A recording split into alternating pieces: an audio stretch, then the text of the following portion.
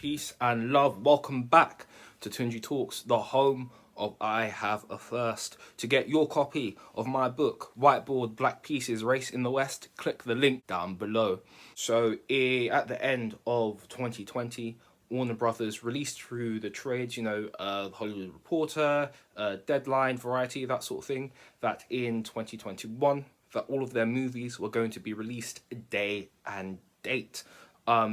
What is day and date? That is when a movie is released in the cinema and on streaming on the same day. And there were some huge repercussions. When I found out is the same time like directors of movies found out.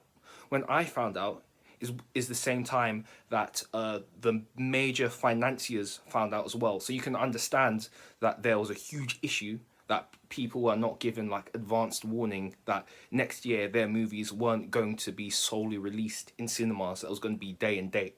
So effectively, what Warner Brothers did there, they messed with people's money. Do you understand? They messed with people's money. Are you with me, family? Okay, like for instance, a lot of actors who were in Warner Brothers this year, they had to get like additional kind of like payment for their movies not solely going into the cinemas first, then coming on to streaming. Another reason is that, when the movie goes into the cinema, you really don't have any choice other than to see that movie in the cinema. However, this year, a lot of people are given the opportunity. Do you want to sit on your couch and watch, the newest Matrix, or do you want to go in the cinema? And of course, there are some people who love and adore the cinema experience. Without a shadow of doubt, they will always go to the cinema. Whereas there are some other people who'd be like, what? I can watch a new Matrix on my couch at home. Yes, please.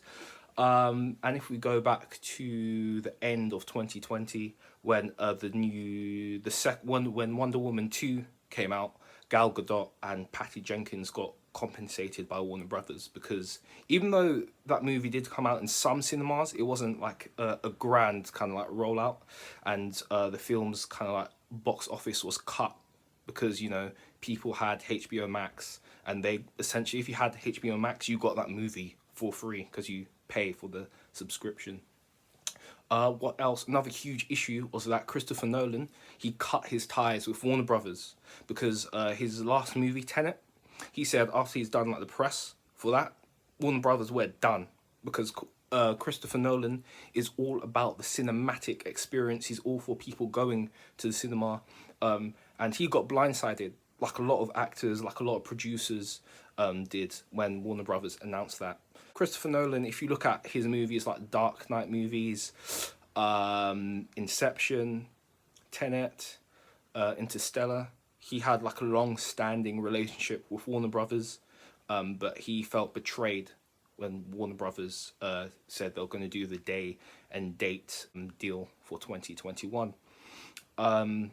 Oh, and let's talk about piracy. Come on, if the movie comes out on streaming like the same day it goes into the cinema, piracy went up this year.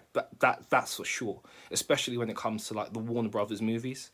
Who else took a hit? Cinemas took a hit because you gave people the option. Do you want to come to the cinema or do you want to stay at home? So some people decided to stay at home. Let me know your thoughts.